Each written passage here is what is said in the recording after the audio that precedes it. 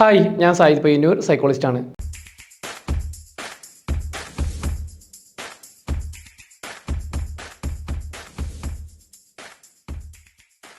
സ്വർണത്തിൻ്റെ വില റോക്കറ്റ് പോലെ കുതിക്കുകയും പിന്നീട് കുറയുകയും ചെയ്യുന്ന ഒരു സാഹചര്യത്തിലാണ് നമ്മളുള്ളത്. അതായത് സ്വർണം എന്ന് പറയുന്നത് തന്നെ വലിയൊരു സംഭവമായിട്ട് കണക്കാക്കുന്ന ഒരു ഘട്ടത്തിൽ. ഈ സമയത്ത് ഞാൻ പറയാൻ പോകുന്നത് സ്വർണത്തെ പറ്റി തന്നെയാണ്. നാസിസ്റ്റായ വ്യക്തികൾ സ്വർണത്തെ എങ്ങനെ കാണുന്നു എന്നുള്ളത്. ഇപ്പോൾ പ്രത്യേകിച്ച് കേരളത്തിലെ കോണ്ടെക്സ്റ്റിൽ കല്യാണം കഴിക്കുന്ന സമയത്താണ് സ്വർണത്തിൻ്റെ ക്രയവിക്രയം, അതായത് സ്വർണം കൂടുതൽ കൊടുക്കുകയും വാങ്ങുകയും ചെയ്യുന്നത്. ഇവിടെ നാസിസ്റ്റായ ഹസ്ബൻഡ് അല്ലെങ്കിൽ അമ്മായിയമ്മ, നാത്തുമാർ ഇവരെങ്ങനെയാണ് സ്വർണത്തെ കാണുക, കൈകാര്യം ചെയ്യുക, ഇതാണ് പ്രധാനമായും നമ്മൾ നോക്കുന്നത്. പ്രത്യേകിച്ച് നമ്മളെ പെൺകുട്ടികളെ കല്യാണം കഴിക്കുന്ന സമയത്ത് വസ്തുക്കൾ നൽകും. അതേപോലെ തന്നെ സ്വർണം ആഭരണമായിട്ടോ മറ്റോ രീതിയിൽ കൊടുക്കും. ഈ കൊടുക്കുന്നതിൻ്റെ ഏറ്റക്കുറച്ചിൽ ചൊല്ലി ഒരുപാട് തർക്കങ്ങൾ ആദ്യകാലത്ത് ഉണ്ടായിരുന്നു. ഇപ്പോൾ കുറവാണ്. അതായത് ഇപ്പോൾ സ്ത്രീധനം കൊടുക്കുന്നത് കുറച്ച് കുറഞ്ഞിട്ടുണ്ട്. അതുകൊണ്ട് അത്തരം വിഷയങ്ങൾ കുറവാണ്. എന്നാലും ഇല്ല എന്നല്ല. പ്രത്യേകിച്ച് നിയമങ്ങളൊക്കെ ശക്തമായതുകൊണ്ട് കുറച്ച് പേടിയൊക്കെ ഉണ്ട്. മുമ്പ് വായെടുത്താൽ പ്രത്യേകിച്ച് നാസിസ്റ്റായ അമ്മായിയമ്മമാർ എപ്പോഴും സ്വർണത്തിൻ്റെ കണക്ക് ചൊല്ലിയിട്ടാണ് കുറ്റപ്പെടുത്താറ്. 2-3 മരുമക്കളുണ്ടെങ്കിൽ അതിലേതെങ്കിലും ഒരു മരുമകൾക്ക് സ്വർണം കൊടുത്തത് കുറവാണെങ്കിൽ അതിനെ ചൊല്ലി നിരന്തരം വഴക്ക് കേൾക്കാത്ത പണ്ടത്തെ തലമുറയില്ല. ഇപ്പോൾ അത് കുറവായിരിക്കുമെന്ന് തോന്നുന്നു. അപ്പോൾ നമ്മൾ മനസ്സിലാക്കേണ്ട കാര്യം, നാസിസ്റ്റായ വ്യക്തികൾ വളരെ ഇമ്പോർട്ടൻസ് കൊടുക്കുന്ന കുറച്ച് കാര്യങ്ങളുണ്ട്. 1, പദവി, അവർക്ക് കിട്ടുന്ന പദവി. 2, അധികാരം, അവർക്ക് കിട്ടുന്ന അധികാരം. 3, പണം. 4, പവർ. ഈ പണത്തിൻ്റെ ആ സ്രോതസ്സിൽ തന്നെ പെട്ടതാണ് സ്വർണം. കാരണം സ്വർണം പണമാക്കി മാറ്റാൻ വലിയ പണിയൊന്നുമില്ലല്ലോ. അപ്പോൾ നാസിസ്റ്റായ വ്യക്തികൾ എങ്ങനെയാണ് കാണുന്നുള്ളത്? ഈ ഭാര്യയ്ക്ക് കിട്ടിയ സ്വർണ്ണമാണെങ്കിലും ഭർത്താവായ നാസിസ്റ്റ് വ്യക്തിയാണെങ്കിൽ അത് എൻ്റേതായിട്ടാണ് പരിഗണിക്കുക. അത് എനിക്ക് തന്നാണ്, എനിക്ക് എൻ്റെ ഇഷ്ടത്തിന് തോന്നിയതുപോലെ ചെയ്യാം എന്നുള്ള തീരുമാനമായിരിക്കും ഉണ്ടാവുക. അതേപോലെ അമ്മായിയമ്മയാണെങ്കിൽ അങ്ങനെ തന്നെ. അതുകൊണ്ട് തന്നെ ഇത്തരം സ്വർണം വന്നു കഴിഞ്ഞാൽ തന്നെ അത് സൂക്ഷിക്കേണ്ട ഉത്തരവാദിത്വം പല വീടുകളിലും അമ്മായിയമ്മമാരാണ്. വന്ന ഉടനെ തന്നെ അത് വാങ്ങി വെക്കും. പിന്നീട് ആ സ്വർണം ആര് കാണൂല? മിക്കപ്പോഴും ഈ മരുമകൾ കാണൂല. ചിലപ്പോൾ എവിടെയെങ്കിലും വലിയ കല്യാണത്തിന് പോകുമ്പോൾ ധരിക്കാൻ മാത്രം നൽകും. അതിനുശേഷം വീണ്ടും ലോക്കറിൽ. പിന്നീട് അതെപ്പോൾ ചിലവായി പോകും? ആ വീട്ടിലെ പല ആവശ്യങ്ങൾക്കും. അതായത് ആ വീട്ടിലൊരു പെണ്ണുണ്ടെങ്കിൽ ആ പെണ്ണിൻ്റെ കല്യാണത്തിന്, ആ വീട്ടിൽ വീട് വെക്കൽ കാര്യങ്ങൾക്ക്, മറ്റു കാര്യങ്ങൾക്കൊക്കെ ആയിട്ട് ഓരോ പവനായിട്ട് കുറഞ്ഞ് അവസാനം അത് ക്ഷയിച്ചില്ലാണ്ടാവും. ഒരു 10-15 കൊല്ലം കഴിയുമ്പോൾ ഈ സ്വർണത്തിൻ്റെ ഒരു കണക്കുണ്ടാവില്ല.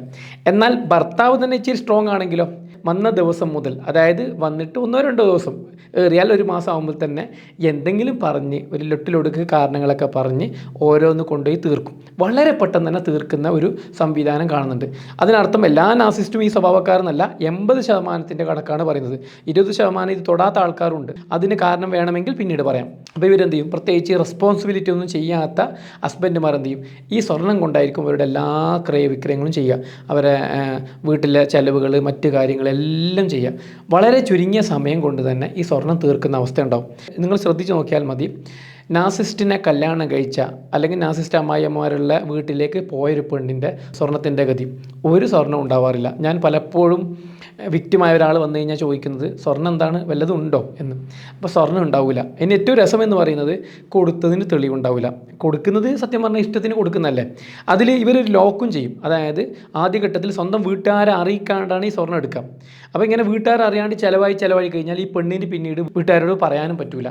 പ്രത്യേകിച്ച് ഈ പെണ്ണ് തൻ്റെ വീട്ടിലേക്ക് പോകുമ്പോൾ സ്വർണ്ണം ആഭരണമൊന്നും ധരിക്കാതെ പോകുന്നൊരു സാഹചര്യത്തിൽ വീട്ടിൽ ചോദിക്കുന്ന സമയത്ത് എന്തെങ്കിലും കളവ് പറഞ്ഞ് നിരന്തരം കളവ് പറഞ്ഞ് ഒപ്പിക്കുന്ന വിക്ടിംസ് ഇഷ്ടം പോലെയുണ്ട്.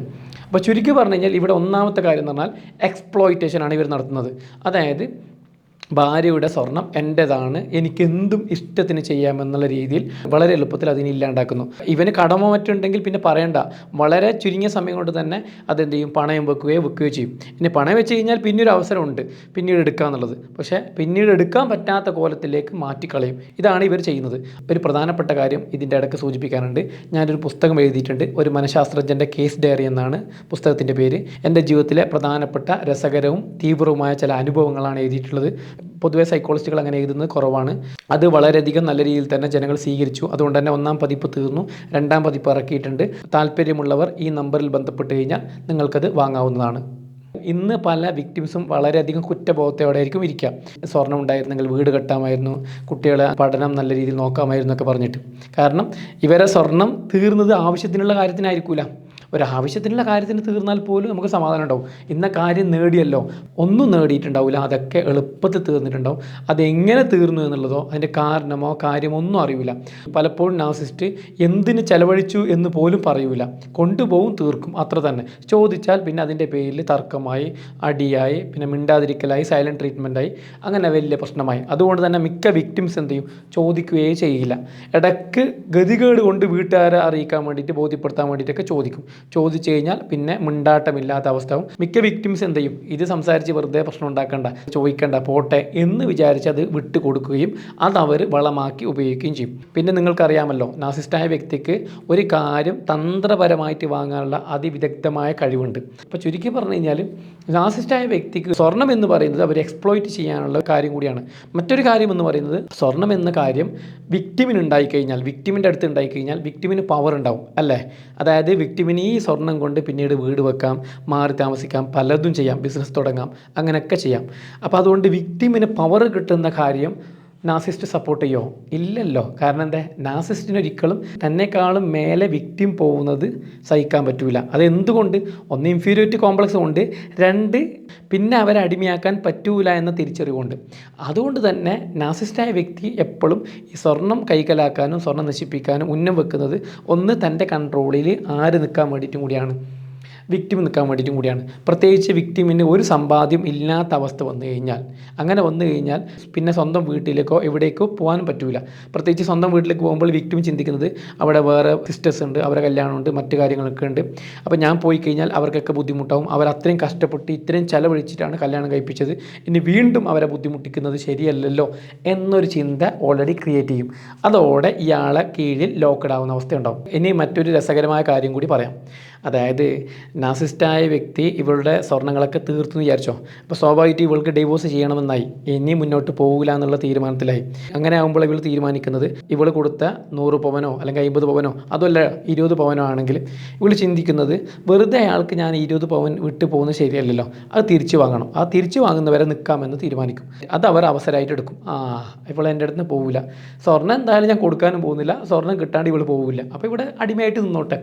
അങ്ങനെ സ്വർണ്ണത്തിന് തൻ്റെ കൺട്രോൾ നിർത്താൻ വേണ്ടിയിട്ടുള്ള വരുതിയിലാക്കാനുള്ള ഒരു തന്ത്രമായിട്ട് ഇവർ കാണും. ഇനി ഏറ്റവും രസകരമായ ചില കാര്യങ്ങൾ കൂടി പറയാനുണ്ട്.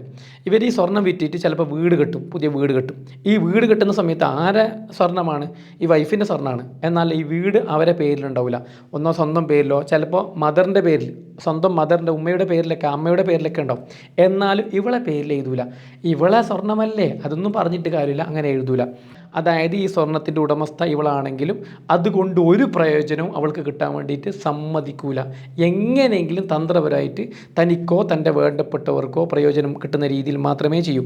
ബിസിനസ് തുടങ്ങുകയാണെങ്കിലോ ബിൽഡിംഗ് കെട്ടുകയാണെങ്കിലോ വീട് കെട്ടുകയാണെങ്കിലോ ഒക്കെ സ്വന്തം പേരിലായിരിക്കും. ചുരുക്കി പറഞ്ഞു കഴിഞ്ഞാൽ സ്വർണ്ണമാണ് ഇവർ ആദ്യം ഉന്നം വെക്കുന്നത്. ഞാൻ ഇനി പറയുന്ന കാര്യങ്ങൾ നിങ്ങൾ പ്രത്യേകം ശ്രദ്ധിക്കുക.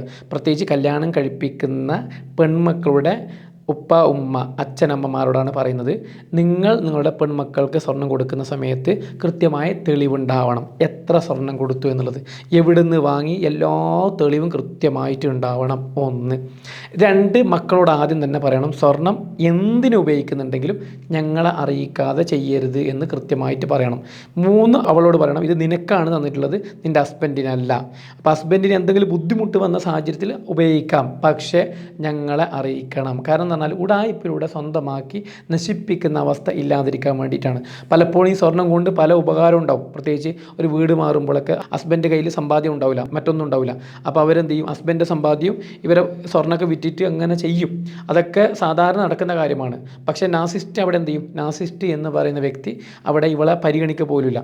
അങ്ങനെ വിറ്റ് സ്ഥലമോ വീടോ വാങ്ങുന്നുണ്ടെങ്കിൽ എന്ത് ചെയ്യണം, ഇവളെ പേരിലും കൂടി അത് രജിസ്റ്റർ ചെയ്യണം. അത് വീട്ടുകാർ ഇടപെട്ട് കഴിഞ്ഞാൽ ഈസി ആയിട്ട് നടക്കും. അതുകൊണ്ടാണ് ക്രയവിക്രയങ്ങൾ സ്വന്തം വീട്ടുകാരെ അറിയിക്കൽ നിർബന്ധമാണ്. അത് കല്യാണം കഴിപ്പിക്കുന്ന സമയത്ത് തന്നെ കൃത്യമായിട്ട് ഉറപ്പുവരുത്തുക, തെളിവുണ്ടാക്കുക. നിങ്ങൾ കൊടുക്കുന്നതിന് കൃത്യമായ തെളിവുണ്ടാവണം. സ്നേഹത്തോടെ കൊടുക്കുന്നില്ല, കല്യാണത്തിന് കൊടുക്കുന്നില്ല പറഞ്ഞിട്ട് ഇങ്ങനെ കൊടുക്കുന്ന അവസ്ഥ ഉണ്ടാവരുത്. എന്തുകൊണ്ട്? ഇങ്ങനെ പെട്ടുപോയ ലക്ഷക്കണക്കിന് പേര് നമ്മുടെ കേരളത്തിൽ ഉള്ളത് കൊണ്ടാണ് പറയുന്നത്. അങ്ങനെ സമ്പാദ്യം, പ്രത്യേകിച്ച് നമുക്കറിയാലോ, ഇപ്പോൾ പവന് എത്ര വിലയുണ്ട്, ഒരുപാട് വിലയുണ്ട്. അപ്പോൾ പിന്നീട് ഡിവോഴ്സോ മറ്റോ നടന്നു കഴിഞ്ഞാൽ പോലും ഇവൾക്ക് ജീവിക്കാനോ മറ്റൊരു കല്യാണത്തിനോ ഈ സമ്പാദ്യം മതി, ഈ സ്വർണ്ണം മതി. അതായത് അതിനെ നശിപ്പിക്കേണ്ടതില്ല എന്നർത്ഥം. അപ്പോൾ വീണ്ടും കാണാം. നന്ദി.